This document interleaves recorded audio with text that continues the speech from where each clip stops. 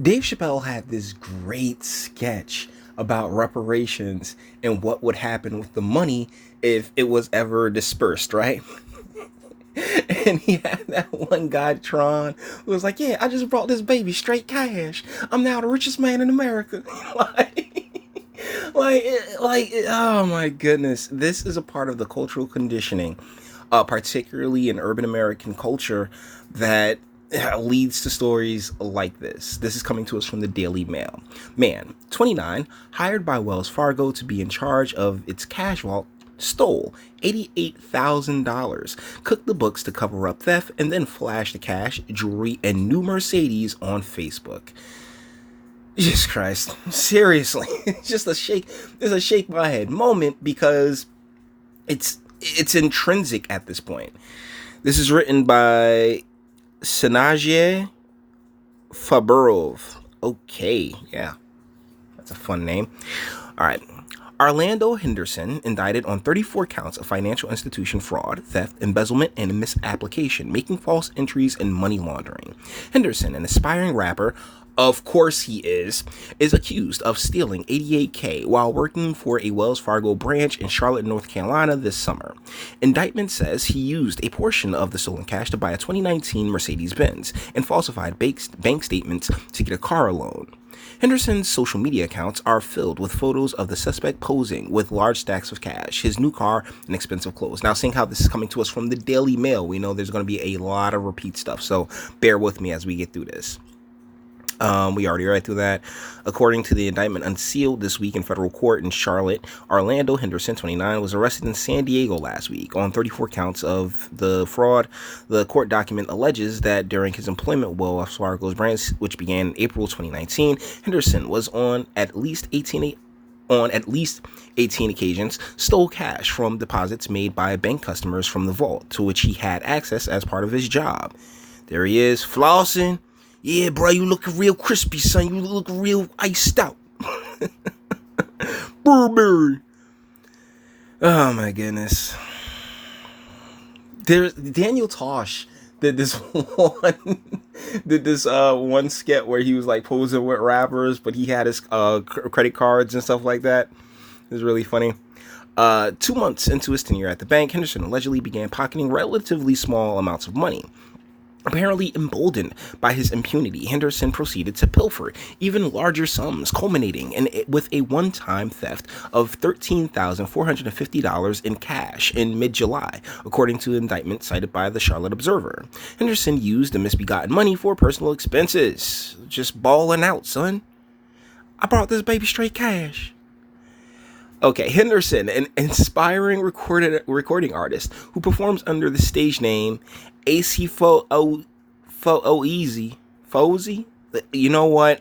It just, golly, the American educational system, huh? Has not been shy about flaunting his newfound wealth. I keep thinking that Burberry bag is a gun for some strange reason. Oh, you gotta have that Hennessy. You gotta have that Hennessy. Oh my god. It's embarrassing to a certain degree because it's so damn predictable. Like it's just so like the culture is trash, bruh. I'm sorry. Oh, we gotta do it for the culture. For the culture. Like the culture is garbage. As the indictment points out, between July and August, Henderson used his Facebook and Instagram accounts to post photos of large stacks and fans of $100 bills. Other images depicted the 29-year-old showing off his gold, diamond-encrusted watch and designer clothes, including a Balmain sweatshirt and a Balmain sweatshirt and a Burberry button-down shirt and matching shorts. Like, golly. I'm curious. I'm just curious as to his home life and in his upbringing. I don't want to put any, I don't want to be speculative on that point. But 2 days prior, okay, so yeah, we like that's the gist of the story is that he stole the money and he's been caught because greed. You know, like it started small, then he went at and got the 13,000, and from there he took off and was just like, yeah, yo, I'm a rapper now. yeah. Oh my goodness, this is what a recording studio gave you that money. Like, it's just so damn cliche, and it continues to this very moment. Cause I got family that are looking at these pictures that are like, yeah, man, should ball out, son. I'll do the same thing. Like, bruh, like, why? It's not worth it.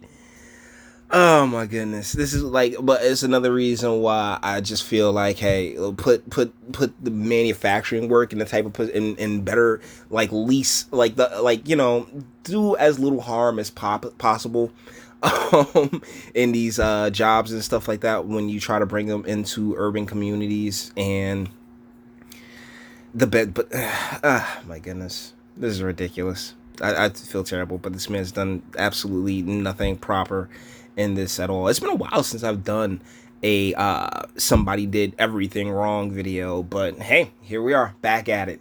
So with that being said, we're gonna bring this one to an end. All the internet stuff, if you like to toss it, like, dislike, go ahead, do that too. Nobody's scared of you. Sub if you enjoy my fantastic voice. So you want to get videos like this every single day, share, because sharing is caring. And YouTube and BitChute and like aren't the biggest fans of your boy over here. Bang the bell, because notifications, and it's our best shot. It's our only hope.